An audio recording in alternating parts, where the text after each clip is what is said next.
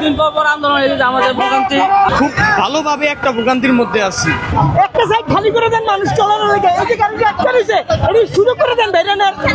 আপনারা করেন আন্দোলন হারা দিন বয়ে বেয়া। গাড়িটির কিভাবে আটকেছে? আটকানোর দরকার ওই মাথার থেকে আটকান আপনারা।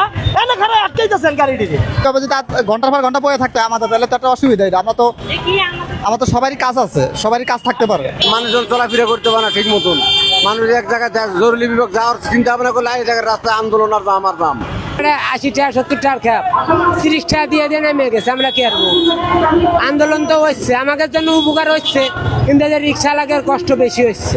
আমার তো স্টুডেন্ট বাস, জাহাঙ্গীরনগর ইউনিভার্সিটির বাস। আমার ট্রিপ হলো 7:30টায় ট্রিপ। আমি কাটাবন পর্যন্ত আসছি ভালো। এদিক থেকে আন্দোলন আমি তো আর জানি না। এই যে একটা হয়রানি। এখন এই আন্দোলন কোন সময় শেষ হয়, কোন সময় কি হয় তো বলা যায় না। আমার ট্রিপ হলো 7:30টায়। এখন আদৌ আমি কি 7:30 ট্রিপ ধরতে পারবো না ধরতে পারবো, এখন আমি শিওরিটি নাই। সমস্যা যেরকম আমরা মনে করেন এই সময় আমরা গাবতলী সদরঘাট থেকে যেতাম, এখন এই মিটিং মিছিলের জন্য এখন আমরা যাইতে পারতেছি না। এটাই আমাদের সমস্যা না?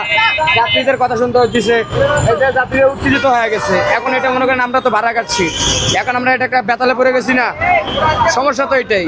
এই সমস্যা আর কতদিন থাকবে ভাই আমরা তো নিজেরাও বলতে পারতেছি না। মানে এই যে মানুষটি ঘুরবো, কই ঘুরবো, কোন দিকে যাইবো? গাড়িটা লয়ে বাইরে এইভাবে কোনো আন্দোলন হয়? একটা সাইড খালি করে